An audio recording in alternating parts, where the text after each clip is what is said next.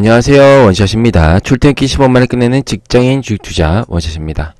오늘 방송은 주간 증시체크 1월 3주차 방송이고요. 금지 키워드는 미중 무역 분쟁, 중국 경기 부양, 북미 정상회담입니다.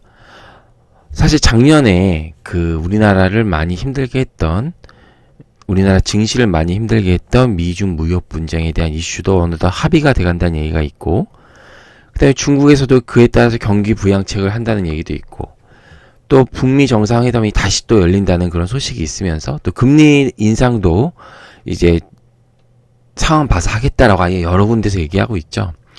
그래서 작년에 우리나라 증시를 괴롭혔던 악재들이 많이 소멸되고 가고 있습니다. 그러니까 지금 증시는 오르고 있는 거죠. 그러니까 제가 또 말씀드렸지만 1월에는 여러분 수익을 내셔야 됩니다. 어떻게 됐었든 1년에 이렇게 수익 낼 수 있는 달이 19년에 별로 없습니다. 잘 판단하시고요. 그렇다고 무리한 매매는 하시면 안 되고요. 그리고 이제 오늘 마지막으로 2019년 증시 전망 3편, 이제 자세한 섹터별 공략법, 이벤트에 따른 공략법에 대해서 알아보도록 하겠습니다. 자, 2019년 증시 전망 3편, 주요 이벤트별 공략법. 이제 지난주까지 어떤 얘기를 했는지 일단 한번 보시면, 자, 한국 경제 수출이 크니까 수출이 안 되면 증시가 오르기 어렵다. 왜냐면 외국인이 사기 힘들기 때문에, 외국인이 사줘야 우리나라 증시가 가는데 기업이익이 안 좋으니까 외국인이 안 사줘서 오르기 힘들다. 그래서 보니까 올해 어렵다. 글로벌 경기가 꺾이다 보니까. 그러니까 외국인도 우리나라를 적극적으로 사기 어려워서 국내 증시는 상승하기가 구조적으로 좀 어려운 상황이다라는 이제 구조적인 프레임을 갖고 있다. 그 말씀을 드렸죠. 그러면서 이제 상반기와 하반기 나눠서 지난주에 설명을 드렸어요. 그래서 전체적으로 상고 하저에 그런 증시가 될 확률이 높고, 그래서 따라서 이제 상반기에 오를 때는 낙폭과대에 따른, 이제 과대 낙폭에 따른 밸류에이션이 1, 3월에 정상화된다. 그리고 하반기로 가면 어떻게 된다? 경기가 본격적으로 둔화가 되니까 관망을 해야 된다. 늘 느끼는 거지만 한 5월쯤 되면 그런 말 있잖아요. 5월에 주식을 팔고 떠나라. 사실 그걸 뒤지고 보면 그 말이 맞은 것 같아요. 썸머 랠리가 있었던 적도 없고, 결국에 증시가 최근에 가장 좋았던 때는 1분기입니다. 1분기. 따지고 보면. 근데 이제 올해는 모르죠. 남북 경협이 만약 2월 달에 진짜 북한과 미국이 만나면, 남북 정상회담에 이런 게 모멘텀이 좀 이어지면 여름 초까지도 갈 수는 있겠죠. 근데 어쨌든 그렇다는 거, 통계적으로. 그러면서 이제 이벤트가, 긍정적인 이벤트와 부정적인 이벤트가 있다고 설명을 드렸죠. 그래서 오늘은 이벤트별로 어떤 업종에 관심을 가져야 되고, 그리고 그거에 따라서 이제 어떻게 대응해야 되는지 전반적인 전략까지 한번 보도록 하겠습니다. 자, 증시 3편, 주요 이벤트별 관심 업종 및 종목입니다. 자, 부정적 이벤트 먼저 보죠. 자, 2월 중국 A주가 MSCI 신흥국지수 편입의 확대 여부를 결정을 합니다. 모건 스탠리 이제 인터내셔널에서 기존에 5%였는데 중국 A주 내국인 전용 혹은 이제 허가받은 외국인 투자가 거래할 수 있는 상하이 선전 증시 상장 종목인데, 그걸 이제 기존 5%에서 20%까지 늘릴지 말지 결정을 하게 됩니다. 그래서 만약 늘리기로 했다. 그러면 어떤 파급 효과가 있냐면, 총량 같으니까 그 중에 다른 걸 빼야 되잖아요. 그래서 한국 비중도 당연히 줄여야죠. 중국계 20%가 늘어났으면. 그럼 약 6개월간 10조에서 15조 규모의 외국인 매도 물량이 출회가 예상이 됩니다. 한 6개월 정도 걸쳐서. 그러면 어떻게 되냐? 코스피 매매를 자제해야 됩니다. 실제로 이런 사례가 있었어요. 2013년에 뱅가드 펀드라고. 그때도 이런 벤치마크 지수가 이렇게 밸런싱을 조정하면서 우리나라 매도 물량이 났는데, 그때 상황을 한번 구체적으로 13년이니까 약 한 6, 7년 전 자료를 제가 한번 보여드릴게요. 자, 2014년 뱅가드 펀드 유출 사례입니다. 왼쪽이 2014년 1월 1일부터 1월 29일이 있죠. 이제 여기서 외국인 보시죠, 외국인. 이제 하기로 한 거예요, 빼기로. 이렇게 노란색 박스가 마이너스죠. 오른쪽은 2월 달인데, 뭐, 그렇게 2월 달엔 별로 안 팔았네요. 그죠? 근데 3월 달 보면, 이렇게 팔아 제끼는 거죠. 그죠? 4월 달 돼도 이렇게 파네요. 3, 4월이 아마 피크였던 것 같은데. 그러면 여러분, 주가가 2월 28일에 2026이었는데 4월 20일에 1951이에요. 가기가 힘들어요. 5월달 보면 5월달도 샀다 판 게 더 많네요. 그죠? 또 6월달에 이렇게 팔았네요. 그죠? 마지막에 7월에도 뭐 거의 살고 팔고 했다. 결론은 이게 파니까 코스피가 이제 1월에 2031포인트에서 시작해서 7월에 1181포인트로 하락했다는 거죠. 이렇게 누군가 계속 팔면 결국 뱅가드 펀드의 지속적인 매도 약 10조 원 규모가 지수 하락의 요인이었다는 겁니다. 그러니까 이렇게 될 수 있다는 거예요. 제가 그래서 이걸 7년 전 자료를 보여드리는 거예요, 지금. 요거 되게 중요한 겁니다. 그러니까 대형주 매매하시는 분들 꼭 기억하시고, 이게 주로 팔면 삼성전자, SK하이닉스 팔겠죠. 그죠? 자, 두 번째 이제 중국의 금융 리스크가 있습니다. 금융 리스크. 일단 좀 설명을 드리면 중국 기업이랑 민간 부채 합쳐서요. 그 중국 GDP의 206% 수준입니다. 그러니까 우리 사람으로 치면 우리도 보면 은행 가서 대출 받을 때 너 연봉 대비 빚이 얼마냐 뭐 이런 거 하잖아요. 그 은행 가서 대출 줍니다. 근데 그런 걸로 치면 206%예요. 그리고 미국의 금융위기 왔을 때 당시가 168%입니다. 168%. 또 중국 특히 이제 기업 부채가 심각해요. 기업 부채가. 그래서 이제 기업 부채가 155%입니다. 다른 선진국 2배예요. 그리고 전체 신흥국 기업 부채의 70%입니다. 그러니까 이 얘기는 중국에서 지금 이미 부채가 과도한 상황이에요. 그래서 뭐 지급률 인하도 하고 그다음에 이제 그렇게 하는데, 그렇기 때문에 이제 경기 부양책을 쓴다는 거죠. 이렇게 부채가 많으면 소비가 위축되잖아요. 근데 그걸 이제 돈을 푸는 게 결국에는 뭐 소비를 막 올리느냐 이런 거보다 부채를 감소하는 쪽으로 쓸 거라고요. 빚이 민간도 많고 기업도 많은데 더 돈 쓰라고 돈 풀 수는 없잖아요. 대신에 돈을 풀면서 부채를 감소 이제 하는 거죠.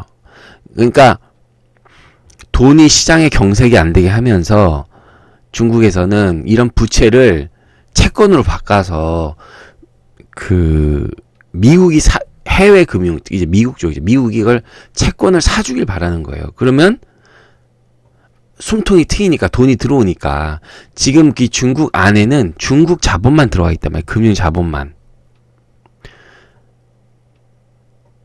근데 거기서 외국인이 와서 미국에 와서 사주면 채권으로 바꿔서 사주면 또 새로 돈이 들어오는 거잖아요. 안쪽에 중국에. 그러면 뭔가 여유가 생기는 거죠.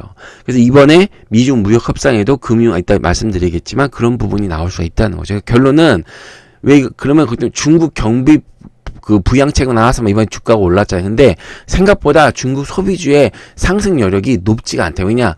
경기 부양의 포커싱이 부채 감소로 갈 확률이 높기 때문에. 그리고 실제로 소비를 막 할 여력이 적다. 그렇기 때문에 중국 소비주에 대해서 뭐 화장품이라든지 뭐 면세점이라든지 카지노라든지 보수적인 접근이 필요하다. 그래서 카지노나 면세점 이런 거 제가 볼 때 꼭 뭘 확인해야 된다 말씀드렸죠. 중국계 유입 입국자 수를 꼭 확인해야 된다 말씀드렸죠. 그리고 우리나라가 투자되어 있는 외국 주로 이제 화장품 쪽 많이 얘기하죠. 거기가 생각보다 로컬 화장품 업체도 많이 컸고 상승 여력이 높지가 않다. 보수적으로 접근해야 된다. 그렇게 말씀드리는 겁니다. 아셨죠? 그리고 이제 미국 금리 인상이 종료되는 게 부정적 이벤트입니다. 왜요? 인상이 종료되면 좋은 거 아닌가요?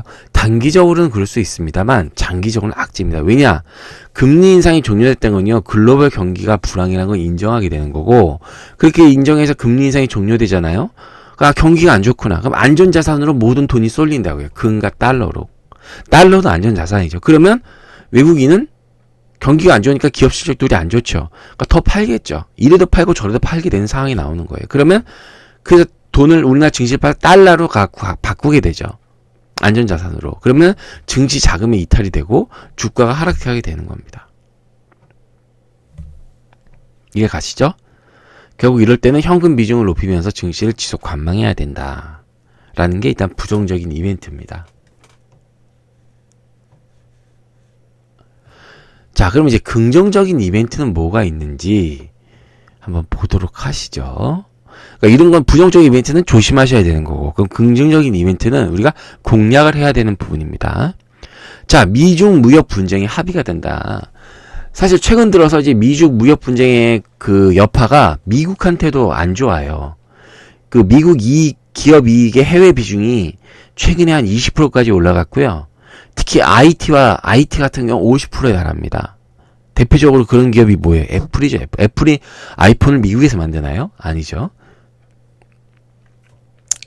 그리고 그러다 보니까 중국도 수출도 둔화되고 경기도 하강하게 되고, 그러니까 타협해야 되고, 미국 기업도 어떤 뭔가 타격을 받는다는 거죠. 그러다 보니까 서로가 지금 이 시점은 굉장히 데미지를 입고 있는 상황이고, 무엇보다 가장 중요한 거, 이 무역 분쟁의 합의를 일으켰던 트럼프는요, 중요한 게, 더 이상 미중 무역 분쟁, 북핵, 이런 게 자기 재선에 이제 재선했잖아요, 지난번에. 중간선거 했잖아요, 중간선거? 그 중간선거 이후에 더 이상 이게 쓸모가 없는 카드예요. 제조 2025는 그거는 뭐 이슈와 단기적인 이슈와 관계없이 그냥 가는 거고, 어쨌든 이게 일반적인 무역 분쟁 합의와 북핵 카드는 더 이상 자기가 막 이거 갖고 막 난리 쳐도 소득이 없단 말이에요.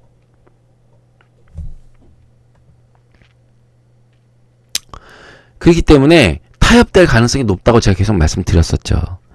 그리고 그러다 보니까 결론은 중국이 시장을 여는 거잖아요, 미국한테. 그러면 우리나라는 미국을 위한 중국 시장 개방했다는 한국의 제가 이렇게 표현을 어부지리 효과다. 그러니까 미국한테만 열 수가 없잖아요. 그러니까 미국을 위해서 하다 보니까 우리나라도 수혜를 받을 수 있는 그런 관심 종목이나 업종에 대해서 관심을 가져야 된다라는 말씀을 드리는 거. 첫 번째, 자, 외국인 투자 지분이 확대됩니다. 기존 50% 이내, 49%까지였는데 이제 50% 이상으로 나올 수가 있습니다. 그러면 이미 중국에 진출해서 중국 합작회사로 있는 데들이 있죠. 근데 거기가 추가로 사업 확장이 가능한 회사가 있습니다. 화장품, 뭐 OEM, 특히 OEM 업체 같은 데죠. 또 유통도 그렇고, 이제 그렇게 중국에 좀 발을 대놓고 있는데 확장할 수 있는 그런 업종에 이제 수혜가 가능하다. 미중 무역 분쟁 합의가 되면. 그러면 또 하나, 지적 재산권 강화. 이 부분이 많이 많죠. 하도 카피의 천국 아닙니까, 중국이? 그러면 우리나라는 어떤 업종이 수혜를 볼 수 있을까요? 생각해 보세요. 바로 드라마, 음악, 콘텐츠 제작 회사입니다. 뭐 대표적으로 CJ ENM 같은 거, 포맷 수출 같은 게 활발해질 수도 있고요. 음원도 그렇고 드라마도 그렇고, 하여튼 그 밖에 여러 가지 뭐 만화 쪽도 애니메이션 쪽도 가능하고요. 어쨌든 이런 부분이 우리가 관심을 가질 수 있는 부분이다. 또 이제 보시면 자동차 관세 인하, 그러니까 미국에 대해서 자동차 관세만 인하하는 게 아니라 전세 이제 다 인하하게 되니까 우리나라도 뭐 완성차, 현대 기아차, 부품사, 그다음에 2차 전지도 배터리 같은 것도 혹시나 모르죠. 모멘텀이 생길 수 있겠죠. 이럴 때는 대형사 위주죠. SK 하이닉스, SK 이노베이션, 뭐 LG화 이런 거. 이런데 그러니까 미역 분쟁 합의가 될지 안 될지 보시고 타협이 될다 싶으면 이제 그 중에 한번 투자를 해보시는 거죠. 매매를. 자, 농산물 수입 확대는 뭐 저희랑 크게 하는 관계없고, 이제 금융시장 개방입니다. 금융시장 개방. 그렇게 되면, 여기 빠졌는데, 증권주나 금융사주도 투자가 가능합니다. 제 생각에. 금융사나, 증권사나 은행사들이, 사실 우리나라 안에서만 영역을 했는데, 해외로 나갈 수도 있죠. 모건스탠이나 국제 IB처럼. 그런 부분도 있다는 거. 자, 그 다음에 이제 트럼프 대규모 인프라 투자. 이것도 되게 중요한 건데요. 여러분, 2020년에는요, 트럼프의 재선 선거가 있는 해입니다. 올해는 2019년. 그러면 그때 재선하기 위해선 2019년에 뭔가를 해야 되는 거죠. 뭔가 새로운 카드를 만들 필요가 있는 겁니다. 그렇기 때문에 대규모 인프라 투자를 하려고 하고요. 실제로 미국에서 최근 30년간 어떤 새로운 공항이 만들어지거나 그랬던 적이 없대요. 그래서 제가 미국은 안 가봤지만 인프라 시설이 굉장히 낙후화되어 있다고 합니다. 그리고 이 부분은 저희 민주당도 굉장히 공감을 하는 부분이고, 그래서 트럼프의 가장 큰 지지자층은 바로 노동자입니다. 노동자. 그들이 취업을 많이 하고, 러스트 벨트에서 이제 한 거잖아요. 그러다 보니까 대규모 일자리 창출을 하겠다. 이제 이런 게 트럼프의 이제는 미중 무역 분쟁, 북미 카드 이런 거 이제 필요 없는 거예요. 자기한테는. 이제 인프라가 이 사람한테는 가장 큰 겁니다. 왜냐면 재선해야 되니까. 그렇게 되면 우리나라는 뭐가 관심이 있느냐. 일단 산업재 섹터, 산업재, 기계, 철강, 특히 철강에서 피팅, 쉐일, 이런 쪽 있죠. 이런 쪽에 관심을 가져야 된다라는 말씀을 드립니다. 모멘텀이 생길 때마다. 그리고 이건 한 2분기 정도부터 될 거라고 얘기 드리고요. 그리고 올해 가장 큰 이벤트, 남북 경협입니다. 남북 경협. 자, 2차 북미 정상회담이 가시권이죠. 이제 오늘 기사에 보면 2월 달에 열린다. 나라는 아직 안 밝힌다. 이렇게 나왔죠. 근데 생각해 봐야 될 게 1차 북미 정상 하고 빈손이었어요. 그러니까 비판이 많았죠. 그거 못하려 했냐고. 그러니까 지금 그럼 2차도 또 빈손으로 하겠어요? 얘기했던 욕 또 먹을 텐데. 그러니까 2차 북미 정상회담은 가시적인 성과가 없이 열기는 힘든 상황이라는 거. 뭔가 있다는 거죠. 뭔가 있다.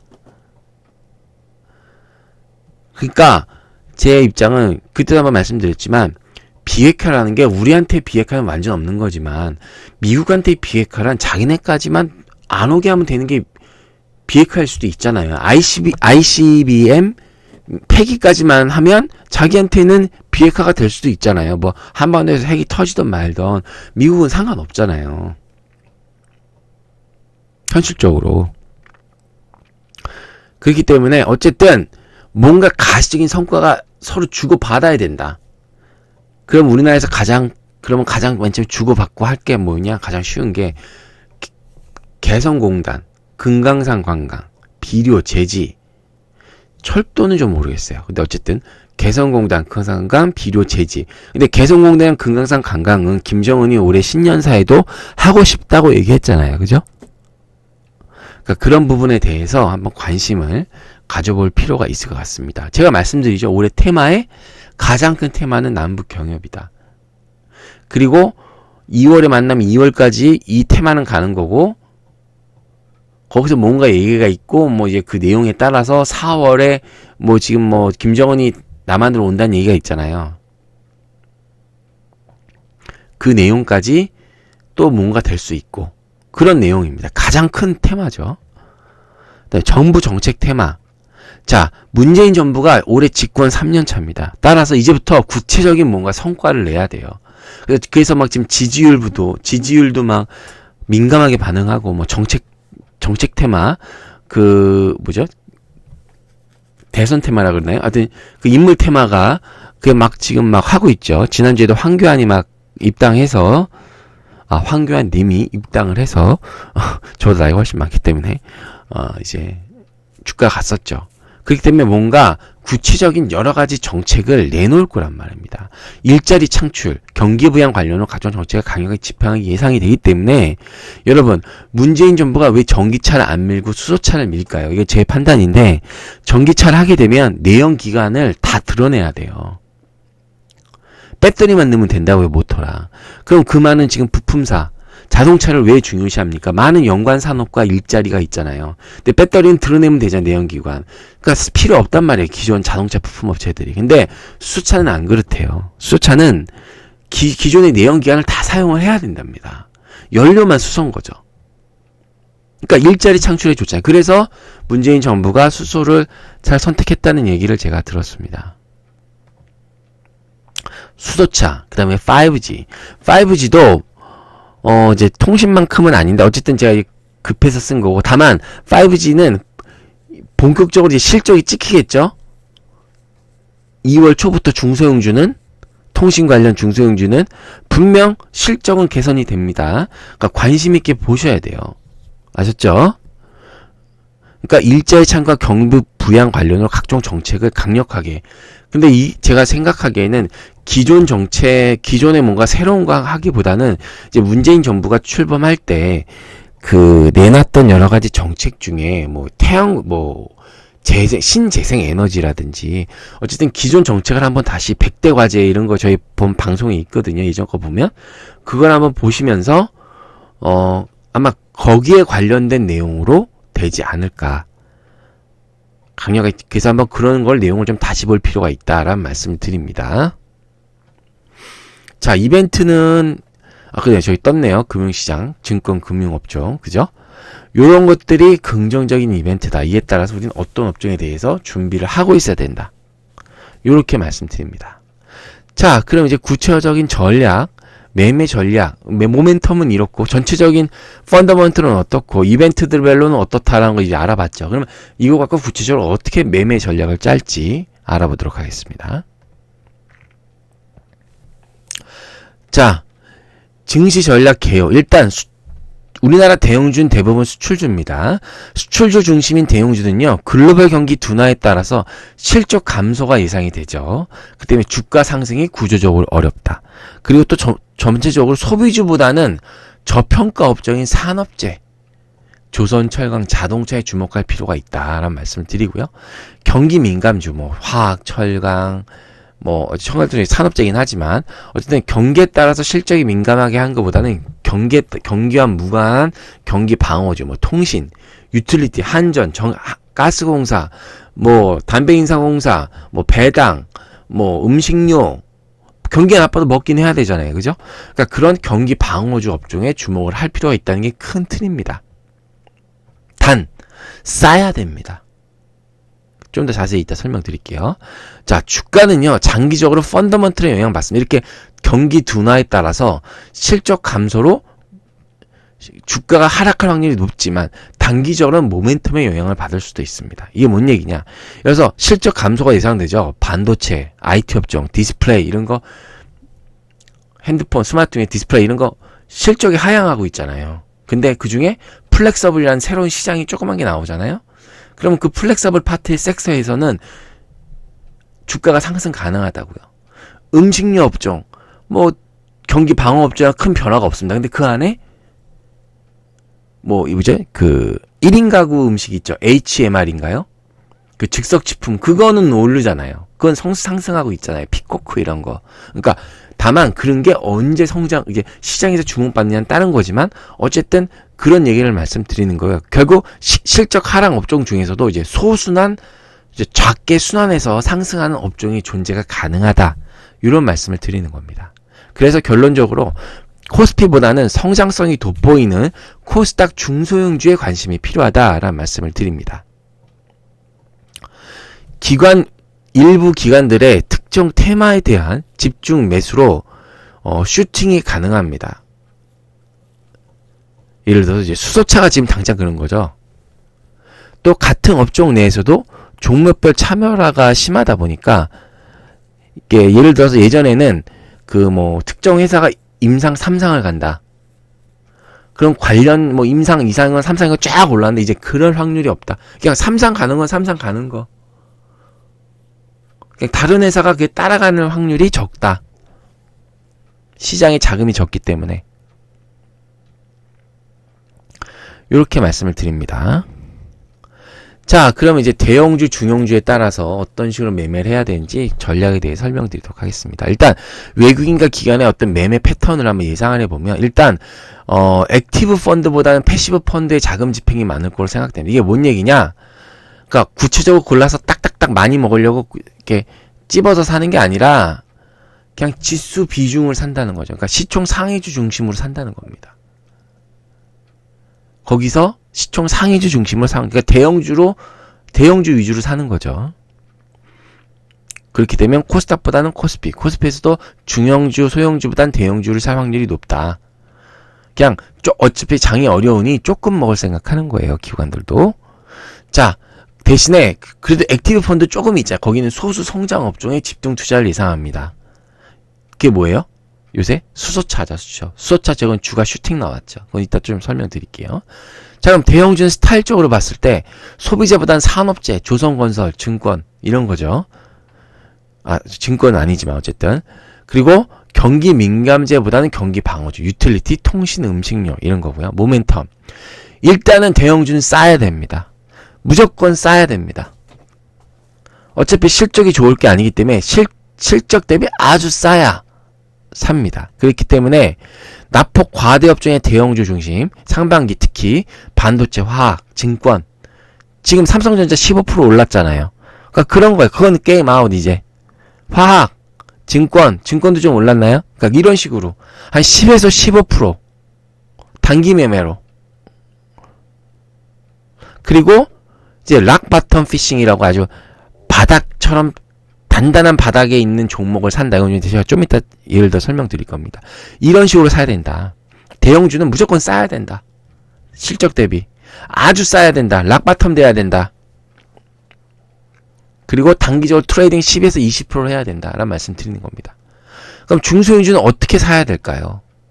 자, 실적이 성장되고 개선돼야 됩니다. 상품가가 인상이 돼야 되거나 적자에서 흑자로 전환되거나 대규모 거래처를 확보하거나 신규 시장을 개척해야 됩니다. 그리고 중요한 거, 신사업의 성장기 구간에 있는 종목을 선택을 하셔야 됩니다.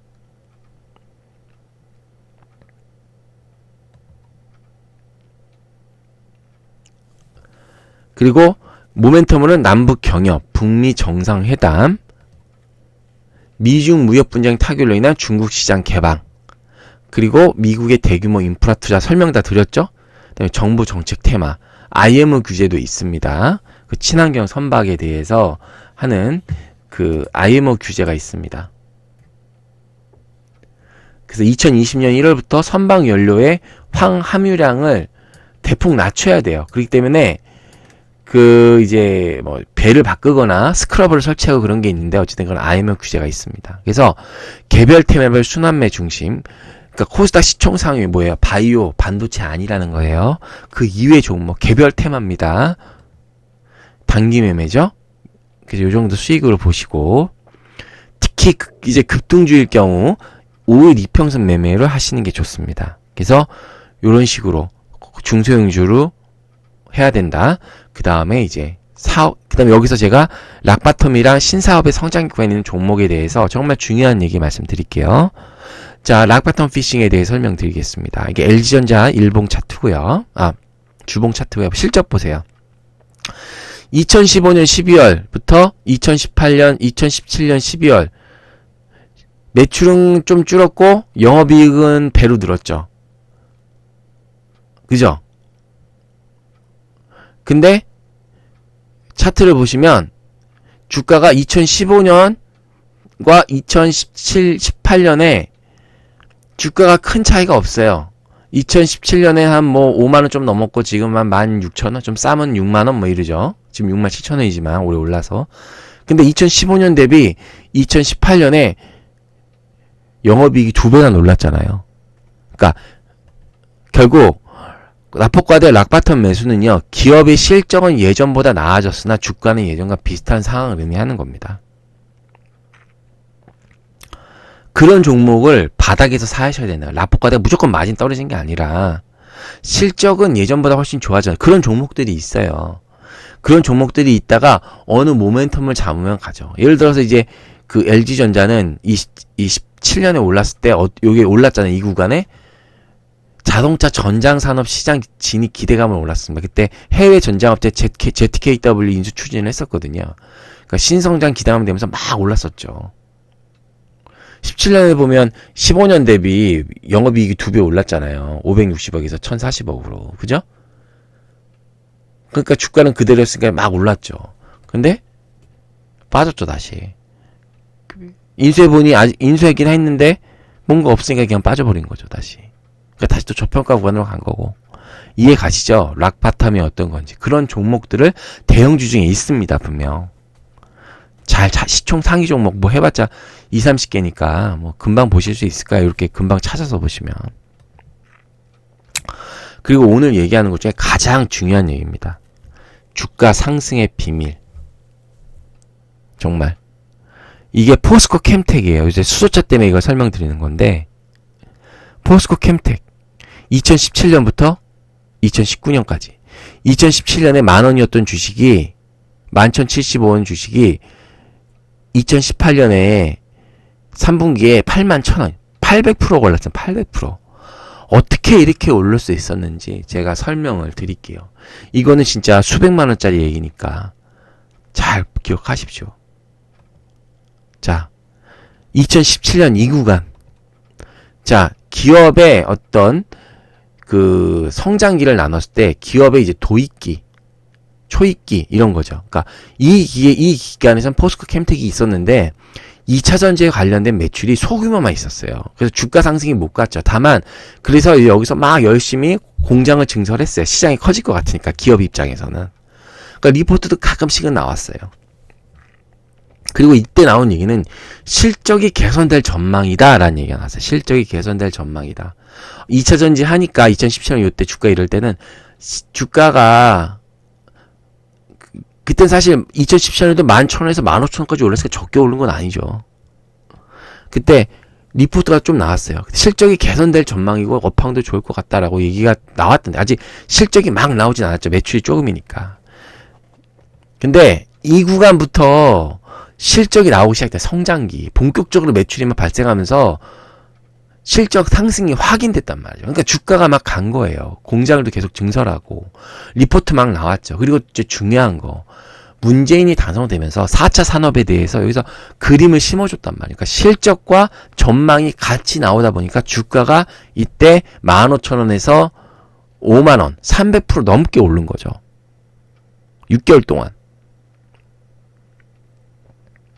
이때는 미래의 성장성을 주가가 땡겨온 거고, 제가 제 방송 중에 주가의 비밀인가 뭐 있어요. 그걸 꼭 보세요. 프리미엄과 실적과 이걸 제가 설명하고 있거든요. 이거는 프리미엄을 땡겨온 거죠. 미래에 성장할 각오를. 근데 여기서는 빠졌죠. 목표가 상향 리포트 엄청나. 더 간다. 뭐 어쩌고 사회사 좋아진다. 막. 근데 빠졌죠. 주가는. 그리고 공장 가동도 본격화됐어요. 이제 공장이 증설이 완료되고. 해외 투자 중국 막 간다. 막 이런 투자도 한다. 이런 얘기 있었어요. 막 온갖 막 금빛이 났죠. 매출은 계속 증가했어요. 근데 주가는 빠졌어요. 근데 여기서 왜 빠졌을까요? 그리고 쇠퇴기. 여기는 올랐지만 다수 경쟁자가 시장에 진입하면서 이때 나온 얘기가 뭐예요? 18년 하반기에 뭐 유럽에서도 전기차를 생산한다. 뭐 중국도 뭐 한다. 이제 막 독과점이 깨져가지고 이런 막 우려들이 나오면서 주가가 막 빠졌었죠. 여러분 기억해 보시면. 그러면서 주가가 가진 프리미엄이 쇠퇴하기 시작한 겁니다. 그러면서 시장에서 정말 적정한 가치는 무엇이냐. 프리미엄이 축소된 구간이죠. 주가 프리미엄이. 결론은 모든 신사업에서는요. 주가 차원의 어떤 도입기, 성장기, 호황기, 쇠퇴기로 구분을 하고요. 실적이 개선되면 경쟁자가 적은 성장기가 두 번째 가장 많은 수익을 창출하게 되는 겁니다. 저희 주가 측면에서. 가장 장밋빛이 그려지게 되는 거죠.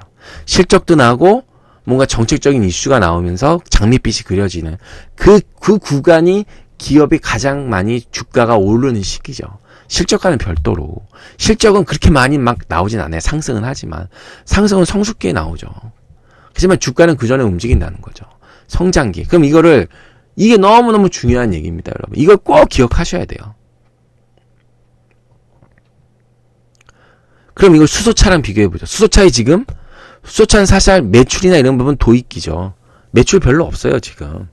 근데 모멘텀이 먼저 나온 거잖아요. 그죠? 그러면서 주가는 이미 성장기까지 어느 정도 올랐단 말이죠. 300% 이상 오른 데 많으니까. 그러면 당분간 수소차는 조정을 받을 거다. 언제까지? 실적이 나올 때까지. 일정 부분. 찍힐 때까지. 그리고 수소차와 전기차는 좀 틀려요. 전기차는 전 세계가 추진하는 거지만 수소차는 일단 우리나라만 지금 하고 있잖아요. 그러니까 수소차가 이번에 슈팅 나온 게 후유증이 생각보다 클 수 있으니 쉽게 추격 매수를 하시지 말라는 말씀을 드리는 겁니다. 그래서 진짜 오늘 락바텀 피쉬인가 주가 상승 뭐 여러 가지 지금 벌써 35분이 지났는데 원래 지금 방송이 제가 원고를 너무 오래 지금 한 30장 썼어요. 일요일 날. 근데 어쨌든 방송을 다 해야 되니까 어쨌든 요 내용 잘 기억하시기 바랍니다. 어디 가서도 들을 수 없고 아주 중요한 거고 어떻게 보면 이 주가 상승의 이 비밀의 이 페이지 하나가 여러분의 인생을 바꿔놓을 수도 있어요. 진짜로. 내가 어떤 때 진입을 해야 되느냐. 사실 도입기에 11,000원 750원에 샀는데 15,000원 갔으면 엄청 많이 오른 거잖아요. 근데 만약 그걸 갖고 있었다. 8만원까지. 그러니까 어떤 급등주 공식이 중요한 게 아니라 이런 메커니즘을 여러분이 이해하고 계시는 게 어디서도 이런 거 설명 안 해드리거든요. 사실 이런 건 돈 받고 해드려야 되는데 그렇기 때문에 안 됩니다. 아셨죠?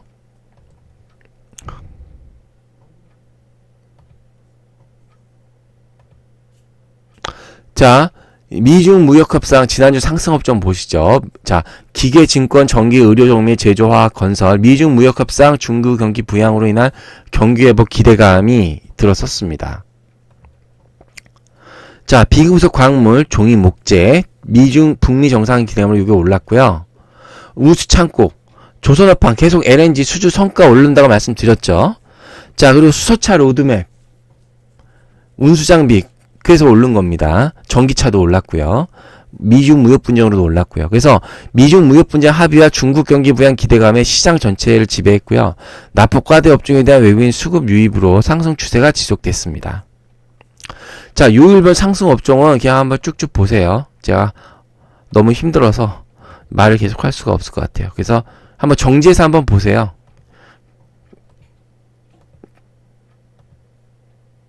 지금 시간이 너무 오래 소비가 돼서 자, 문 대통령이 수소차 로드맵까지 발표를 했죠.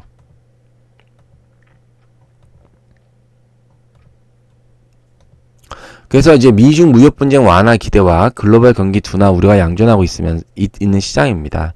그래서 시장 수급은요 각종 테마별로 빠르게 순환 장세가 진행하고 있습니다. 자, 그럼 지난주 코스피 현황 한번 보시죠. 차트. 자, 이게 가장 중요한 거. 2차 개파락 그렇게 막 수개월 동안 됐던 걸 돌파했습니다.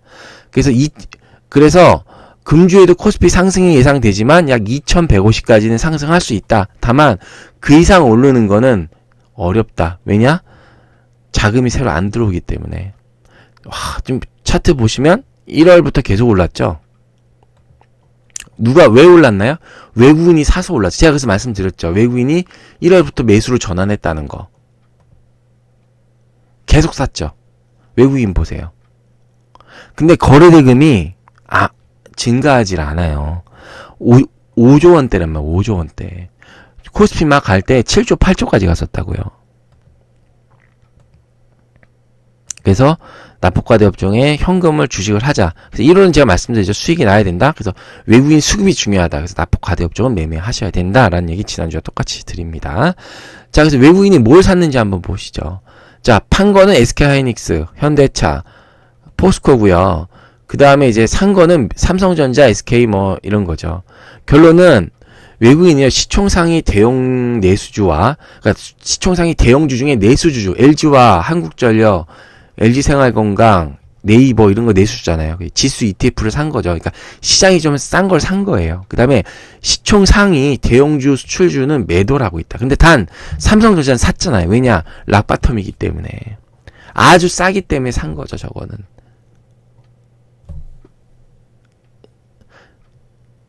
그러니까 어느 정도 SK하이닉스와 현대차, 포스코는 목에 오고 삼성전자는 아직도 싸다. 이렇게 보시면 돼요. 이런 종목을 사고 있다는 거 이런 거 꼭 기억하시고요.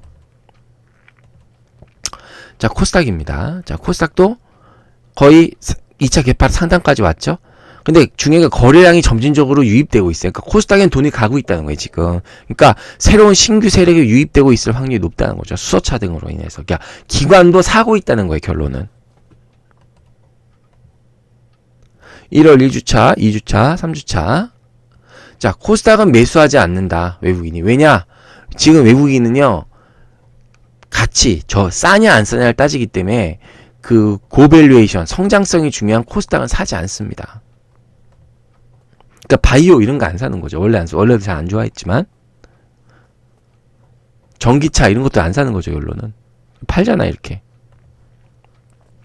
결국 신성장, 수소차 계속 말씀드리죠. 남북 경협 테마 이런 거. 근데 수소차는 좀 보수로 접근하자. 아니 빼야겠네요. 수소차는 지금 사지 마십시오. 예. 그다음에 테마별 빠른 순환 트레이딩 말씀드리죠. 남북 경협이 대장 테마라고. 아마 이제 월요일 장세부터 아마 반응을 할 건데 한번 지켜보도록 하시죠. 자, 빨리 마지막으로 맞이야. 이번 주 증시 전략. 마음이 너무 급합니다. 자, 지지될 확률이 높죠? 그죠? 대형주보다는 중소형주 계속 말씀드리죠? 그리고 추남매 장세. 자, 대형주 조선건설 접근하셔야 된다라는 말씀을 드립니다. 자, 마지막 1월 4주차 1월 27일 방송이 있으니까요. 자, 어떻게 잘 보셨나요? 올해 정말 중요한 얘기를 많이 했고 방송이 생각보다 많이 길어졌지만 어쨌든 이 내용들 여러 번 보십시오. 한 주 한 주가 중요한 게 아니라 전체적인 이제 이렇게 세팅을 해놓고 그때그때 상황에 따라서 가는 거예요. 아셨죠? 자, 어떻게 잘 보셨다면 구독 버튼, 좋아요 버튼 꾹 눌러주세요. 저한테 큰 힘이 되니까요. 이상 원샷이었습니다.